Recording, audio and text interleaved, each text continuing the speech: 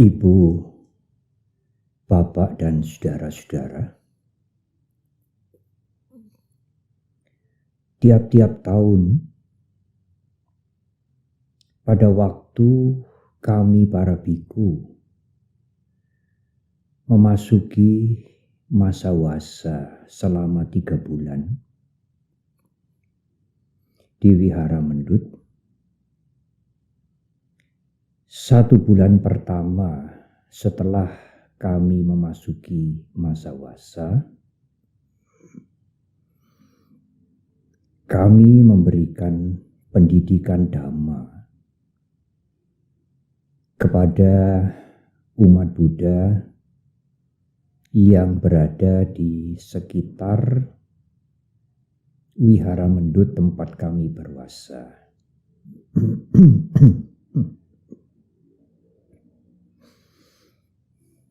Pada tahun ini, sehubungan dengan pandemi COVID-19, kami para biku belum memungkinkan untuk mendatangi, memberikan pendidikan, memberikan uraian Dhamma kepada daerah-daerah di sekitar Wihara Mendut. Tetapi masih ada jalan yang cukup baik dengan memberikan uraian Dhamma atau pendidikan Dhamma melalui online. Secara fisik kami memang tidak melakukan perjalanan, tetapi uraian Dhamma yang diunggah online ini justru bisa menjangkau kepada umat Buddha, kepada masyarakat yang lebih luas lagi. Bahkan mungkin umat Buddha Indonesia yang berada di luar negeri juga bisa ikut mendengarkan, menyimak uraian-uraian Dhamma yang kami para biku berikan.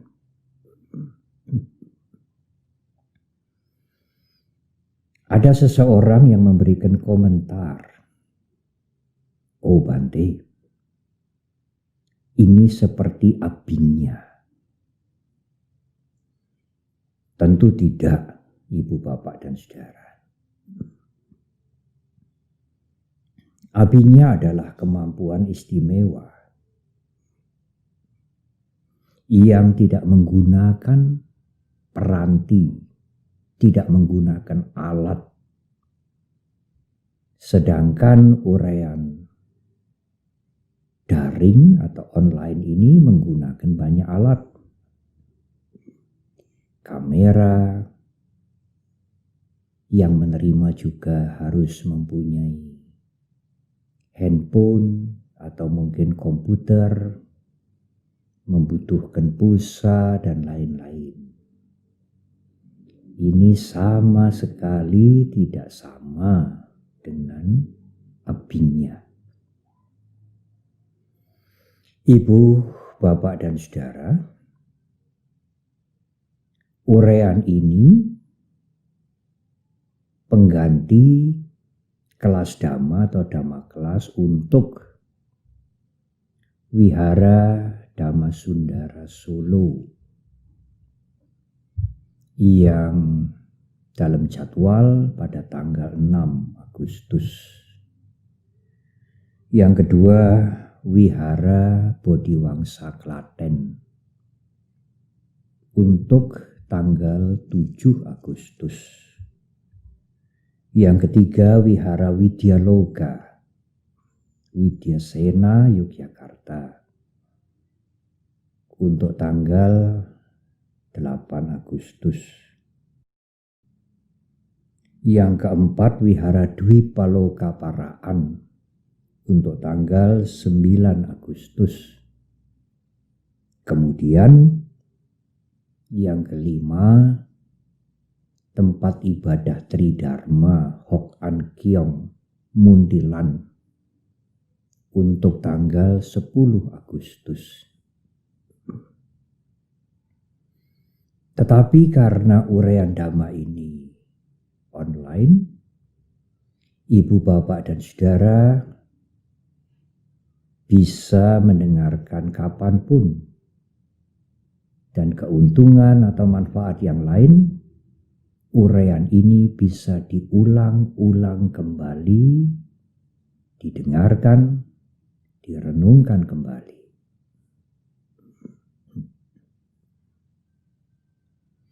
Baiklah, ibu, bapak, dan saudara, saya akan memulai uraian Dhamma ini.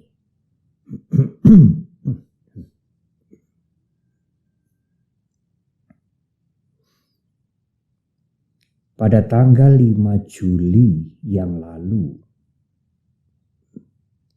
saat purnama di bulan Asalha atau Asada, yang lebih dikenal oleh umat Buddha Indonesia, Asada.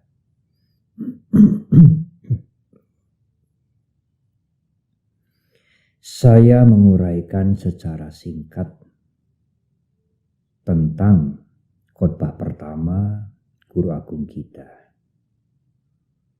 yang dikenal dengan khotbah pemutaran roda Dhamma. Isi dari khotbah pertama itu, yang juga menjadi pokok dasar seluruh ajaran Guru Agung kita, adalah 4 kebenaran Arya, yang kalau disingkat lagi adalah tentang penderitaan dan lenyapnya penderitaan.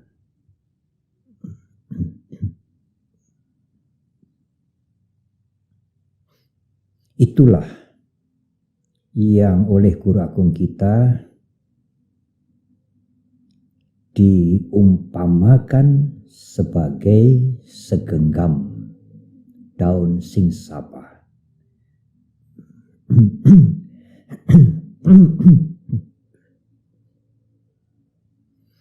Banyak pengetahuan, sangat banyak. Dan pengetahuan-pengetahuan itu memberikan manfaat kepada banyak orang, kepada masyarakat. Tetapi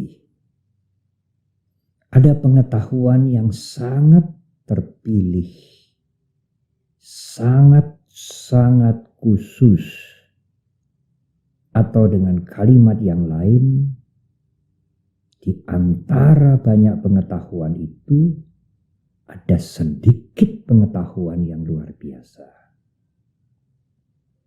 Yang sedikit itu adalah jalan untuk menyelesaikan penderitaan makhluk-makhluk.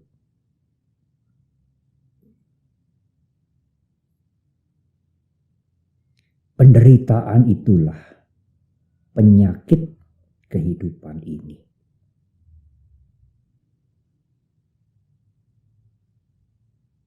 Penyakit kehidupan itu berada di sepanjang kehidupan umat manusia.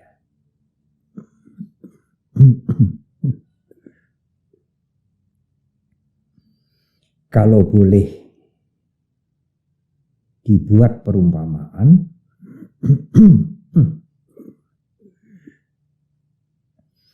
Penyakit penderitaan itu tentu lebih hebat dari penyakit COVID-19. Penyakit itu sudah ada sejak zaman sebelum guru agung kita mencapai pencerahan. Sampai guru agung kita menemukan jalan obat. Karena guru agung kita sering juga diumpamakan sebagai seorang dokter yang ampuh. Menemukan obat untuk menyembuhkan penyakit penderitaan. Kalau mungkin timbul pertanyaan, tetapi penyakit penderitaan itu masih ada sampai sekarang. Dan sangat mungkin akan ada terus. Pertanyaannya adalah, di manakah efektivitas obat yang ditemukan oleh dokter yang luar biasa, Buddha Gautama itu, untuk menyembuhkan penyakit penderitaan? Jawabnya adalah obat itu menyembuhkan. Tetapi harus dikonsumsi dengan rutin, dengan benar, secara konsisten. Kalau obat itu sudah tersedia dan seseorang enggan mengkonsumsi obat penyakit penderitaan itu, mustahil penderitaan itu akan lenyap.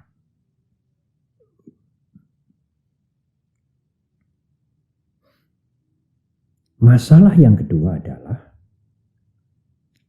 penyakit penderitaan itu bukan penyakit yang dari luar kemudian menyerang kita sehingga kita terkena wabah. Tetapi penyakit itu, inilah keanehan penyakit penderitaan itu. Tetapi penyakit penderitaan itu kita sendiri masing-masing yang membuatnya. Sehingga kita sakit. Ada orang yang sudah mengkonsumsi obat yang ampuh dari guru agung kita. Tetapi sementara dia mengkonsumsi obat itu, dia juga membuat penyakit yang baru. Sehingga bagaimana penyakit itu berkurang? Logikanya adalah, mari kita mengkonsumsi obat yang diberikan oleh guru agung Buddha Gautama itu, dan jangan membuat penyakit penderitaan baru. Maka penyakit penderitaan itu akan selesai.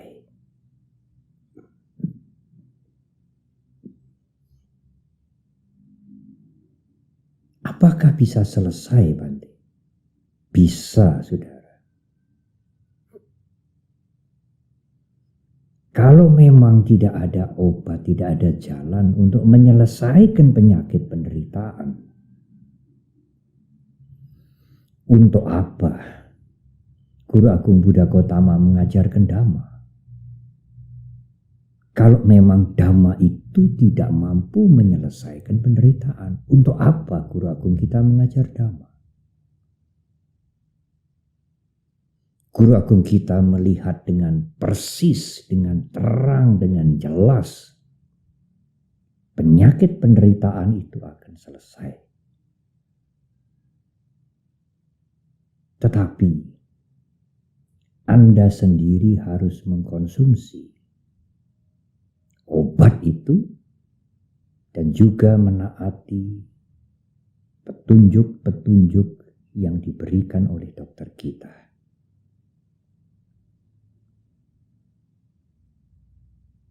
Ibu, bapak, dan saudara. Umur tua adalah penderitaan. Tidak perlu penjelasan berpanjang-panjang tentang umur tua ini. Sakit, apalagi adalah penderitaan. Apakah perlu kami menjelaskan bahwa sakit itu penderitaan? Anda sekalian, meskipun bukan umat Buddha, tentu mengalami bahwa sakit itu penderitaan. Apalagi kematian. Hampir semua orang tidak menyukai kematian. Demikian juga mempunyai keinginan, mempunyai rencana-rencana yang gagal, yang tidak berhasil untuk dicapai. Bukankah itu penderitaan juga?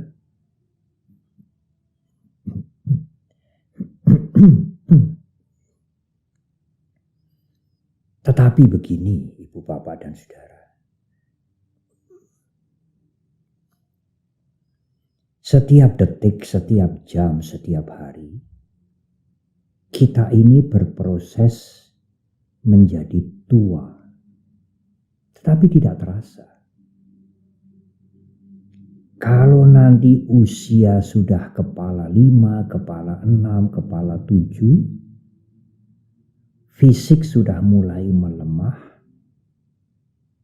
tidak mampu bekerja dengan stamina seperti pada waktu usia muda, barulah saat itu masyarakat secara umum merasakan dan menyatakan, oh, aku sudah tua sekarang. Mulai terasa penderitaan ini. Dahulu belum. Demikian juga sakit. Kalau sakit-sakit ringan seperti pusing sedikit, capek, dalam bahasa Jawa mengatakan kesel, lungkrah, bersin-bersin sebentar kalau pagi, jatuh luka sedikit, hampir tidak terasa. Itu pun juga tidak terjadi setiap hari atau setiap bulan.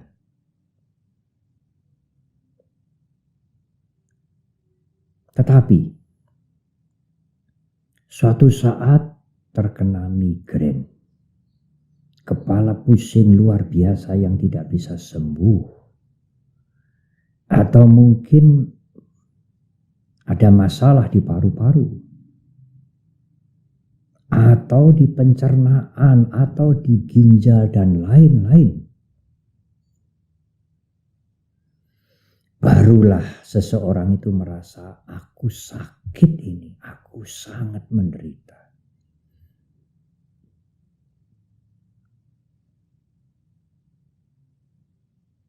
Ibu, bapak, dan saudara. Apalagi kematian. Kematian dalam kehidupan ini hanya terjadi satu kali, tidak berkali-kali. Sebelum menjelang ajal, sebelum menjelang kematian itu terjadi, sulit membayangkan kematian itu penderitaan.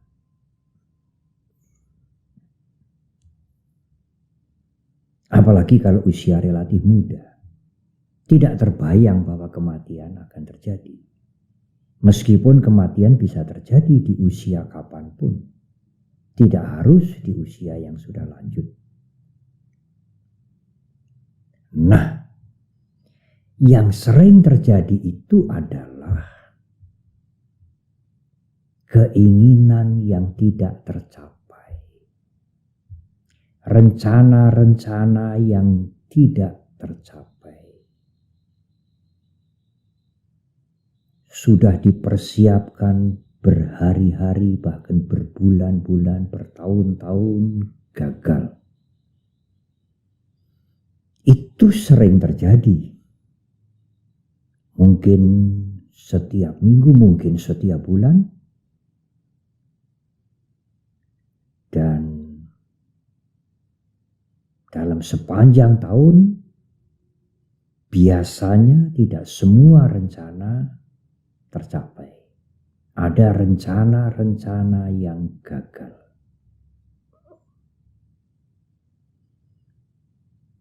Bukankah itu penderitaan? Kecewa, marah, timbul ketegangan yang berkepanjangan. Apalagi kalau rencana atau keinginan itu sangat besar dan sudah dipersiapkan bertahun-tahun dengan matang, dan kemudian terjadi kegagalan. Dan kegagalan itu bukannya tidak mungkin, sangat mungkin. Beberapa bulan ini kita mengalami mungkin, atau setidak-tidaknya menyaksikan sendiri, banyak saudara-saudara kita yang tidak bisa menyelesaikan rencananya, yang kecewa dengan keinginannya yang tidak bisa tercapai karena ada pandemi COVID-19.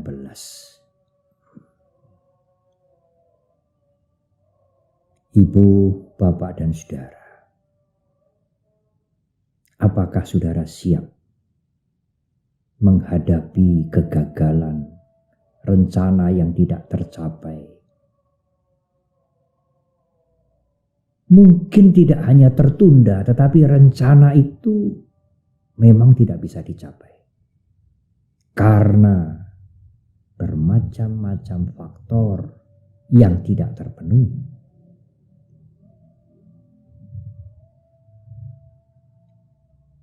Rencana yang tidak tercapai yang menimbulkan kekecewaan, ketegangan mental, itulah penderitaan yang menjadi penyakit kehidupan yang sering-sering kita alami. Dibandingkan dengan umur tua, penyakit, apalagi kematian yang hanya datang satu kali dalam kehidupan ini.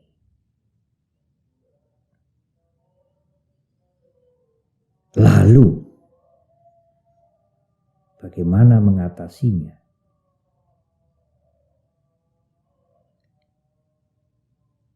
Berkali-kali dijelaskan bahwa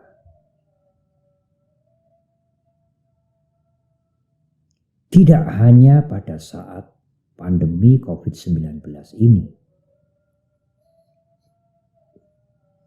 kegagalan itu juga bisa dicapai, atau dengan kalimat yang lain bisa terjadi, begitulah, bukannya bisa dicapai, bisa terjadi.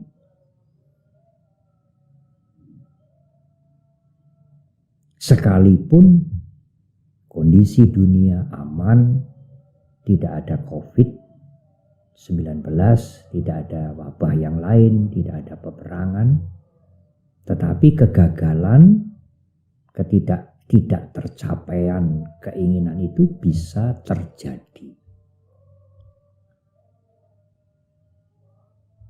Oleh karena itu, sekali lagi sering dan sering-sering dinasehatkan bahwa selektiflah, berhati-hatilah pada saat Anda mempunyai keinginan atau rencana. Tentu ukuran yang pertama, rencana itu jangan menyulitkan orang lain, jangan merugikan orang lain, hanya semata-mata menguntungkan diri Anda sendiri. Rencana itu harus bermanfaat untuk Anda dan juga berguna untuk orang lain. Itu ideal yang pertama. Rencana itu bukan kejahatan. Tetapi juga rencana Anda, keinginan Anda itu harus sesuai dengan takaran Anda. Kalau rencana itu kelewat besar, dalam bahasa Indonesia dikatakan sangat ambisius, berspekulasi yang kelewat berani. Ya, Anda sekalian, Ibu Bapak dan Saudara, boleh maju. Tapi maju itu ada ukuran, bertahap. Selain maju bukan di dalam kejahatan, juga maju dalam ukuran Anda. Kalau Anda ingin sangat maju mendadak, mempunyai ambisi yang sangat besar di dunia bisnis, kemudian mengambil pinjaman di bank yang kelewat besar, itu akan menjadi sumber penderitaan. Bukan saja keinginan atau perilaku yang buruk, yang jahat, mengakibatkan penderitaan pada diri Anda dan orang lain. Keinginan yang tidak terukur, yang tidak ditakar dengan kemampuannya sendiri, yang kelewat besar itu, yang tidak bertahap, itu juga menjadi sumber penyakit penderitaan. Kemudian konsisten. Kalau rencana atau keinginan itu bukan kejahatan, bermanfaat, berguna, sesuai dengan kemampuan Anda harus mempunyai konsistensi. Kalau keinginan itu juga ngombro-ngombro, keinginannya sih tidak besar, tetapi sangat bermacam-macam.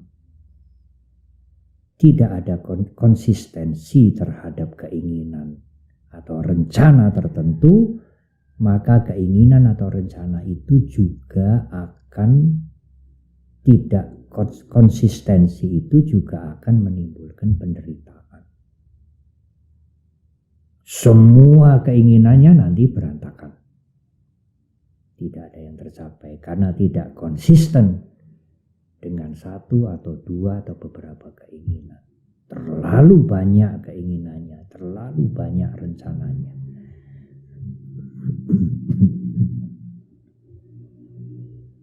Tetapi ada seseorang yang berkata demikian. Andai kalau kita tidak berjuang habis-habisan, nekat, mana mungkin kita bisa maju? Spekulasi itu harus besar. Dan kita harus totalitas. Berhasil luar biasa, tidak berhasil hancur yowis. Benar, saudara. Kalau nanti saudara betul-betul hancur, apakah saudara bisa mengatakan yowis? Tidak mudah. Dan berhati-hati kalau saudara berhasil,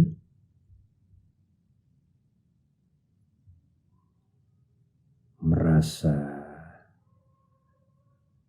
sangat bahagia, sangat gembira sekali, itu pun juga harus berhati-hati.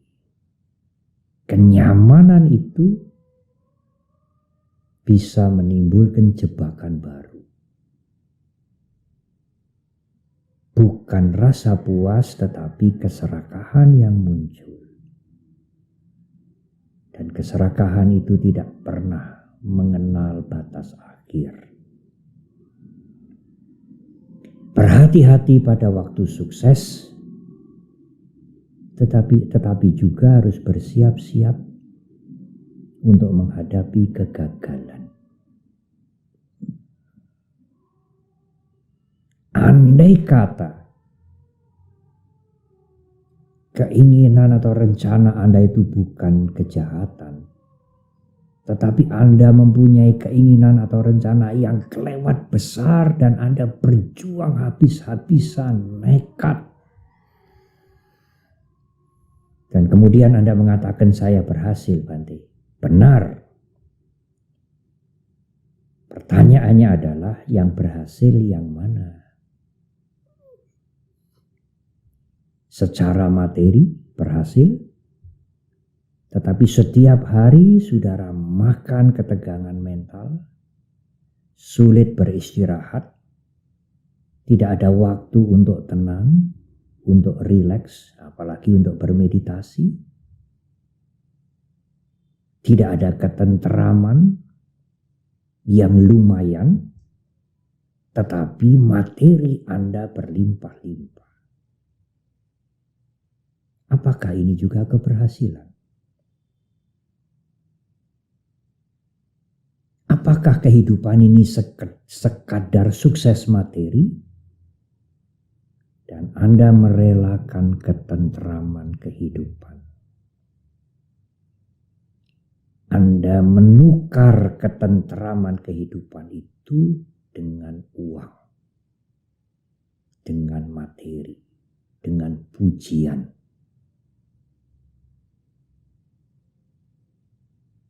Pada hari tua nanti saudara akan merasakan hampa.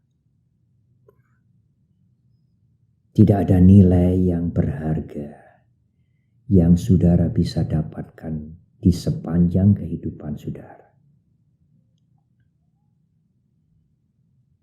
Oleh karena itu sekali lagi berhati-hatilah kalau timbul keinginan dan timbul rencana.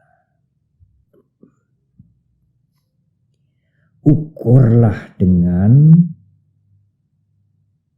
kapasitas, dengan kemampuan Anda. Apakah kemampuan skill, kemampuan pengetahuan, pengalaman yang Anda punyai, dan juga kemampuan materi yang Anda punyai, networking yang Anda sudah bangun, dan lain-lain. Tanpa pertimbangan artinya sembrono. Dan sembrono itu bibit penyakit penderitaan. Kemudian konsistensi. Tidak miar-miur. Tidak berganti-ganti arah. Konsisten. Kalau memang itu sudah disepakati.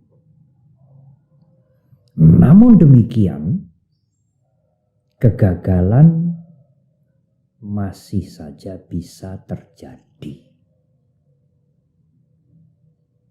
Di dalam kebenaran Arya pertama dikatakan, Yampi cang nak labati tampi dukang. Tidak tercapai keinginannya adalah penderitaan. Dan keinginan tidak tercapai itu adalah kemungkinan yang bisa terjadi di sepanjang kehidupan kita. Tidak ada orang yang belum pernah gagal. Tidak ada orang yang seluruh keinginannya tercapai. Tidak pernah ada. Dan tidak mungkin ada. Karena semua faktor, semua kondisi yang membuat keinginan itu bisa fulfill, bisa terpenuhi, rencana bisa tercapai, tidak berada di tangan kita semua, tetapi berada di tangan orang-orang lain. Dan juga harus diingat, termasuk faktor karma dari kehidupan kita yang lalu ikut mempunyai peran.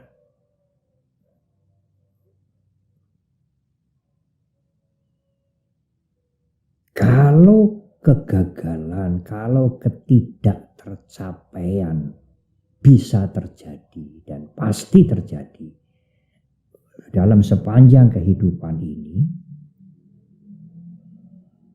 bagaimana Bante supaya itu tidak menjadi penyakit?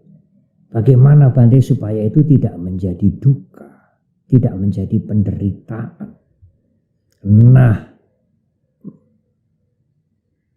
itu adalah yang diberikan oleh dokter kita, guru agung kita, Buddha Gautama.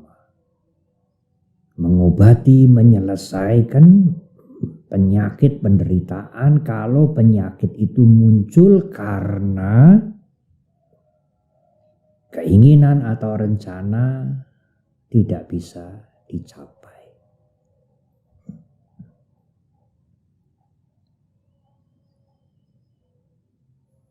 Tentu berkali-kali para penceramah, para pendidik Dhamma, baik para biku, para pandita, sesama teman kita,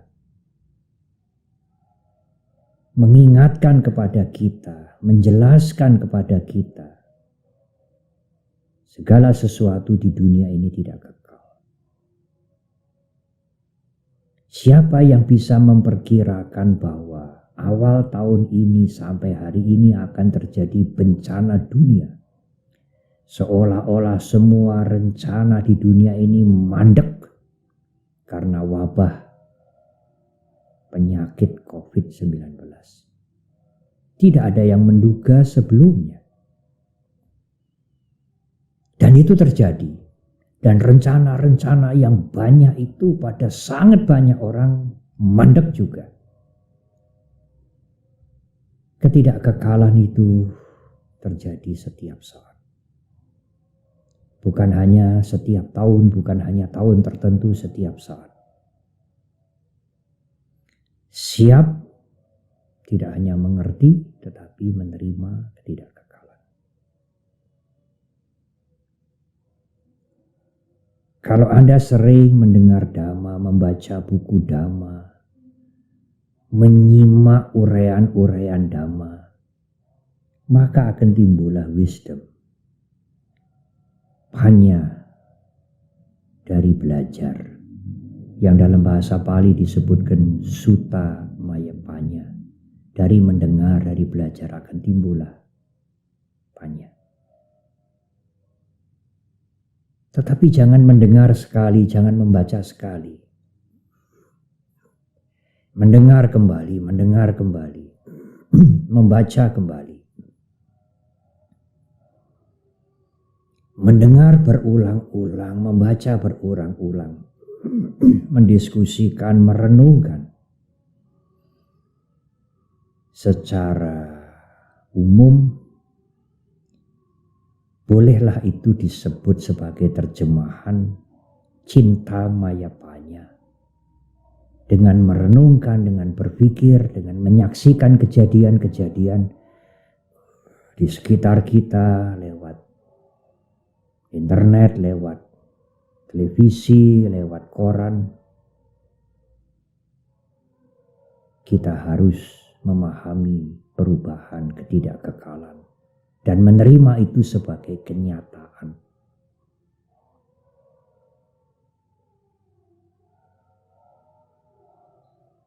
Kalau boleh menggunakan kata mutlak, ya perubahan itu adalah kenyataan mutlak. Tidak ada seorang pun yang bisa memungkiri sekalipun mungkin orang itu mengaku tidak beragama. Tetapi kenyataan akan perubahan segala sesuatu, baik fisik, materi maupun mental, adalah kenyataan yang tidak bisa dipungkiri.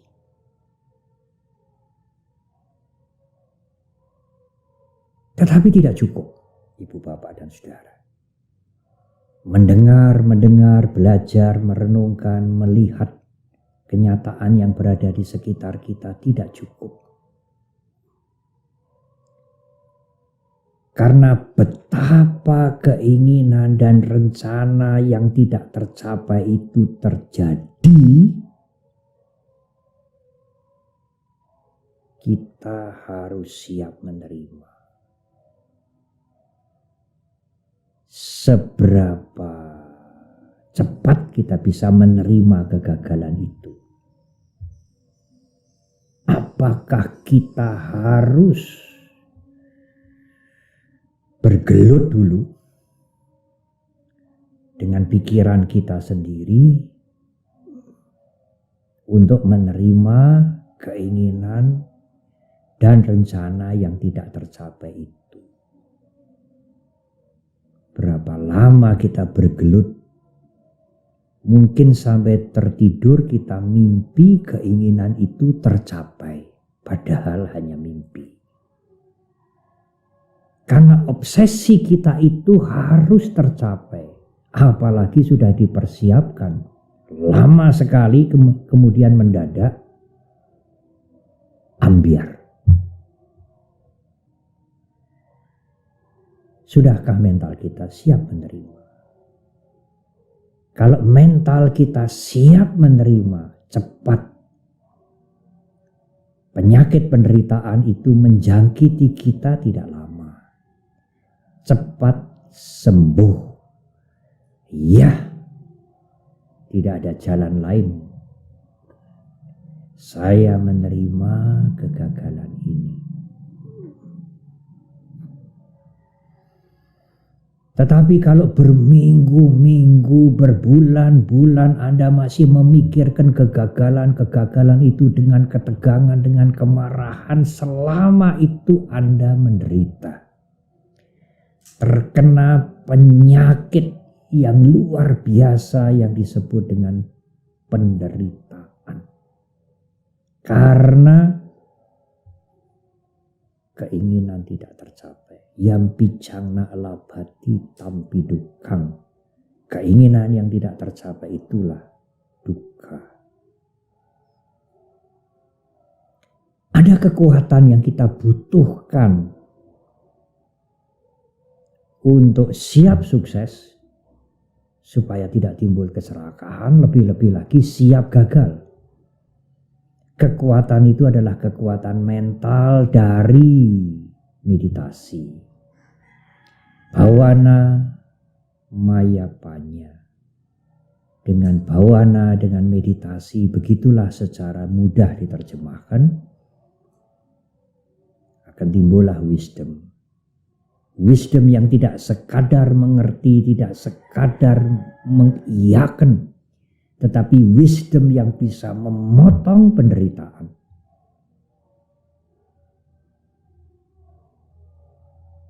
Meninggalkan keinginan atau rencana yang memang tidak bisa tercapai karena bermacam-macam faktor, tinggalkan dengan ikhlas, ya. Karena mengerti, karena tidak melekati, kemudian merencanakan rencana baru. Yang baik tentu yang lebih rasional, lalu konsisten dengan rencana yang baru itu. Apakah rencana yang baru itu dijamin pasti berhasil, Bante? Oh, tentu tidak.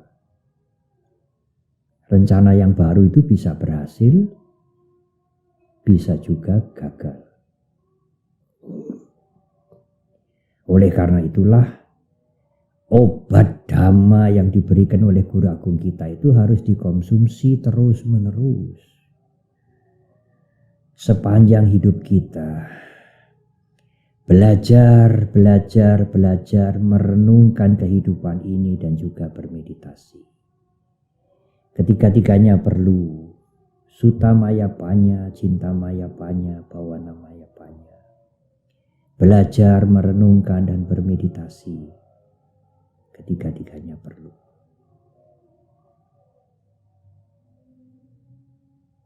Memang konsistensi untuk mencapai keinginan, mencapai rencana yang baik itu memerlukan kekuatan mental. Tetapi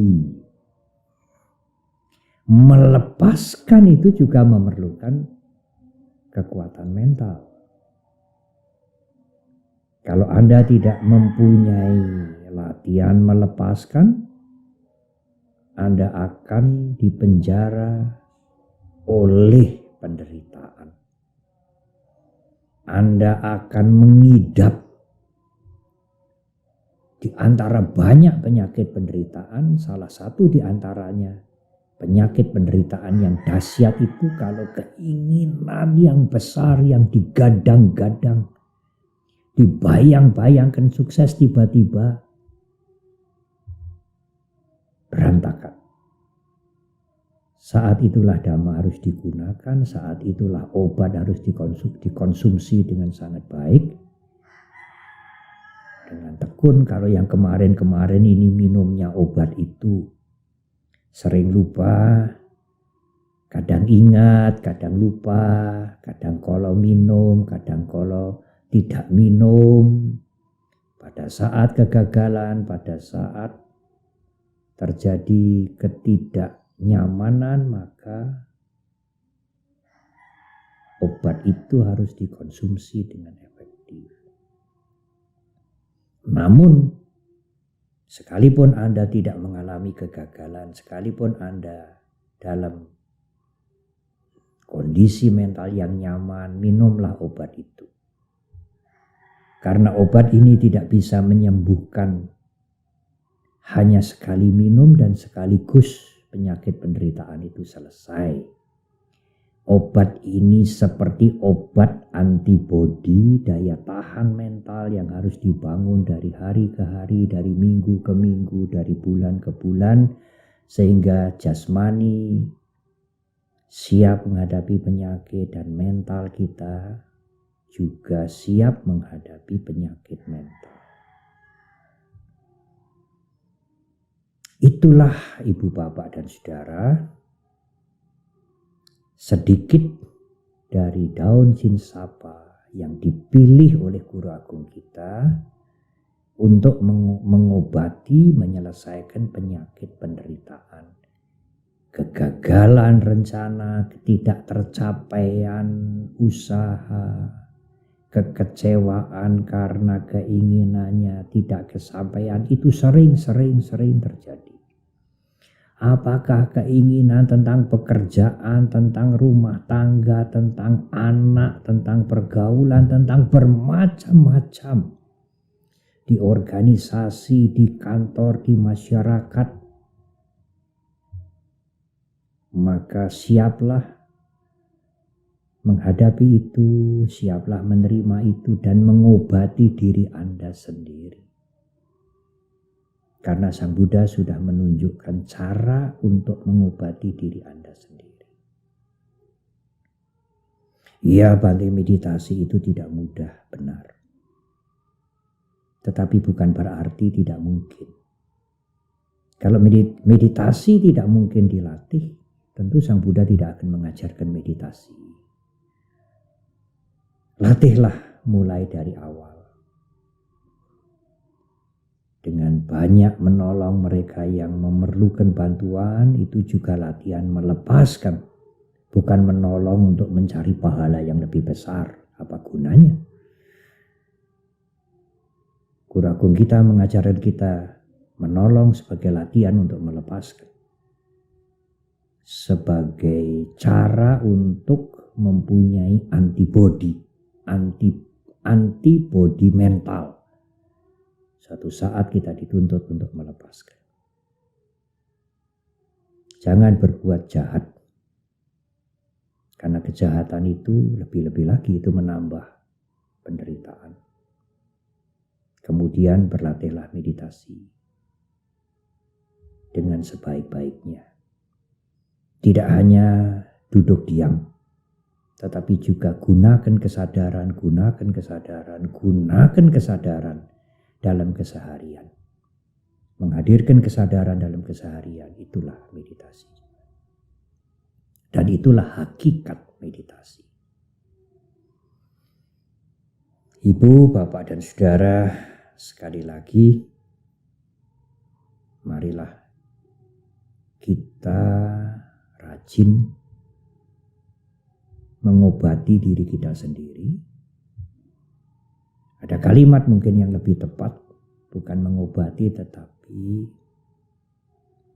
memberikan vitamin Dhamma untuk menghadapi penderitaan dalam kehidupan ini. Apalagi nanti kalau usia tua datang, apalagi nanti kalau penyakit datang, apalagi nanti menghadapi kematian. Semuanya itu harus dipersiapkan. Dan persiapan itu dengan rajin, tekun, mengkonsumsi vitamin Dhamma yang sudah diberikan oleh Guru Agung kita. Ibu, bapak, dan saudara, inilah uraian Dhamma untuk kelas Dhamma dari saya. Kemudian akan diberikan uraian yang kedua dan uraian yang ketiga untuk daerah-daerah yang lain. Tetapi meskipun disebutkan untuk daerah-daerah yang lain, Anda sekalian yang sekarang mendengarkan uraian Dhamma ini juga bisa ikut menikmati, menerima vitamin Dhamma itu meskipun tiba giliran untuk kelas Dhamma atau Dhamma kelas daerah-daerah yang lain. Semoga uraian ini bermanfaat, menambah daya tahan mental Anda, dan siap menghadapi kehidupan ini sampai nanti akhirnya kita mencapai kebebasan dari semua penyakit penderitaan. Terima kasih, semoga semua makhluk berbahagia.